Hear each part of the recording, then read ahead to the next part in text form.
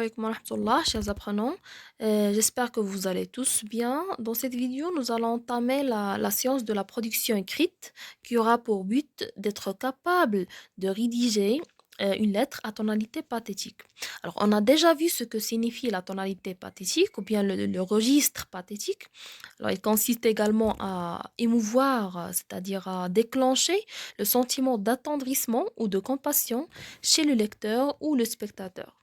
C'est-à-dire à lui donner un air de tristesse en mettant en scène des situations de souffrance et de douleur. Alors commençons tout d'abord par la lecture de la consigne. À l'instar du condamné à mort, rédige une lettre adressée à Marie, la fille du condamné, dans laquelle il lui exprime son amour et lui demande pardon. Alors j'explique la consigne. À l'instar du condamné à mort, c'est-à-dire quoi à l'instar? C'est-à-dire à l'exemple, à la manière, à la façon du condamné à mort, c'est-à-dire en employant les mêmes procédés mis en œuvre par le condamné à mort. On doit faire quoi? On doit rédiger une lettre adressée à Marie, c'est-à-dire qui sera envoyée à Marie, la fille du condamné. Alors, comme on a vu dans le chapitre 27, le condamné à mort était en train d'adresser une lettre imaginaire, fictive, à sa petite fille. Donc, nous allons aujourd'hui rédiger une lettre qui sera réellement destinée à sa fille. C'est comme si le condamné essaye d'écrire ses derniers mots et envoyer cet écrit à Marie, sa petite fille. Alors, qu'est-ce qu'il va lui dire dans cette lettre? Qu'est-ce qu'il va lui exprimer? Alors, il va écrire cette lettre pour lui exprimer son amour paternel et pour lui demander pardon. C'est-à-dire, il va essayer de s'excuser auprès de son enfant pour lui avoir laissé tôt, par exemple, lui demander pardon de ne pas être présent et de ne pas être le père dont chaque enfant souhaite et rêve avoir. Donc, à votre avis, il s'agit d'une lettre qui est personnelle ou bien administrative? Alors, puisqu'il est adressé à sa fille, alors il s'agit d'une lettre personnelle. Alors, rappelons les composantes et les caractéristiques de la lettre personnelle. Alors, pour écrire une lettre, généralement, il faut respecter, il faut s'occuper de la forme et du fond. D'accord? Alors, la lettre, en général, se compose de trois parties essentielles. Alors, on a l'entête, le contenu ou bien le corps de la lettre et la formule de congé.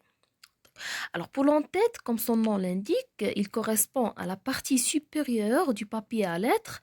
Il comporte le lieu et la date d'écriture, ainsi que la formule d'interpellation, bien la formule d'appel. C'est comme on essaye d'appeler avec courtoisie le destinataire, c'est-à-dire celui qui va recevoir la lettre, pour lui dire que les mots suivants sont adressés à lui.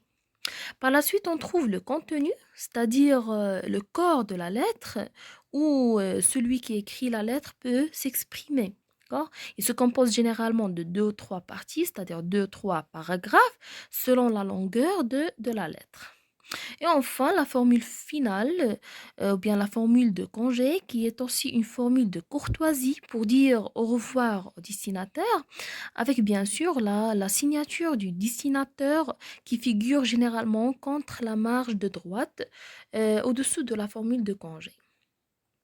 Donc, comme je dis toujours, avant de rédiger au propre, essayez d'énumérer un ensemble d'idées dans le brouillon, des idées clés sous-jacentes, afin d'avoir un texte cohérent et ordonné.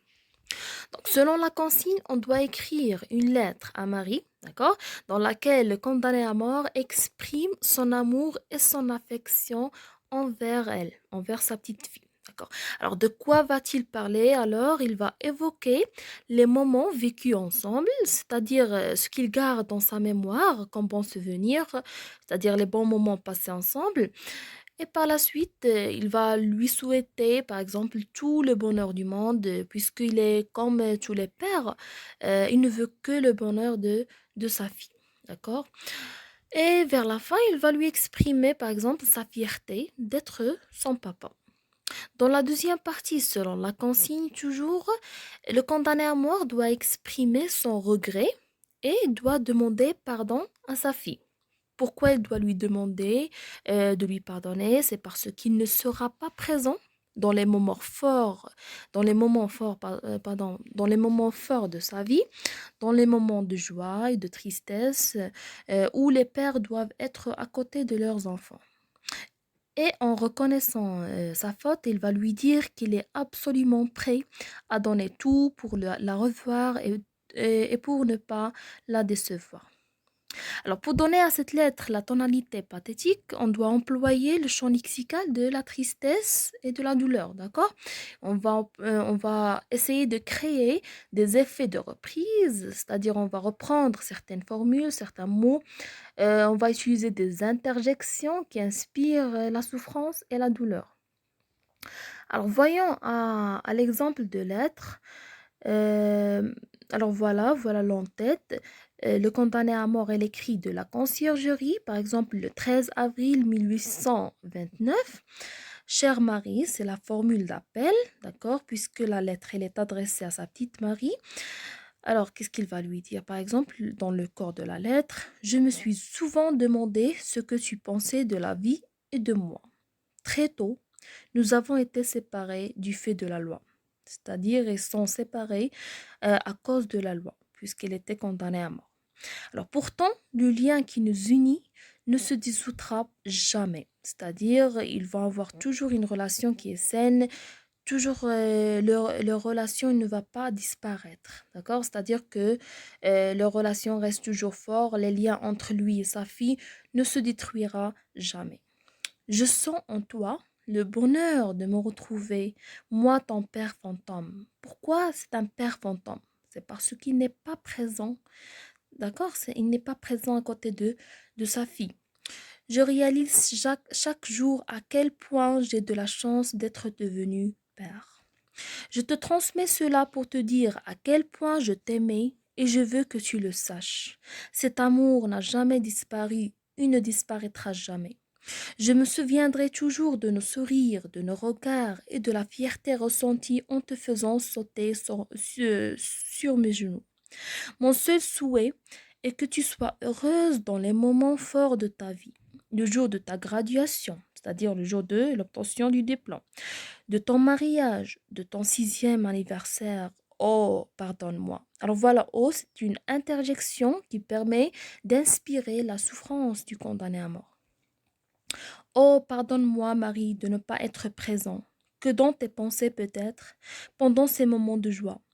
Pardonne-moi, ma petite, de ne pas pouvoir partager avec toi les jours de ta vie, et sache que je suis prêt à donner tout pour te revoir et tout pour ne pas te décevoir. Pardonne-moi, ma petite, au nom de notre amour éternel. Adieu à jamais. Ton père qui t'aime tant. Alors voilà, comme vous pouvez toucher le ton pathétique, les sentiments de la douleur qui se manifestent dans cet écrit, exprimé par un père qui attend la mort et qui va laisser une orpheline derrière lui. Alors sur ce, je vous dis à très bientôt et à la prochaine, Inch'Allah.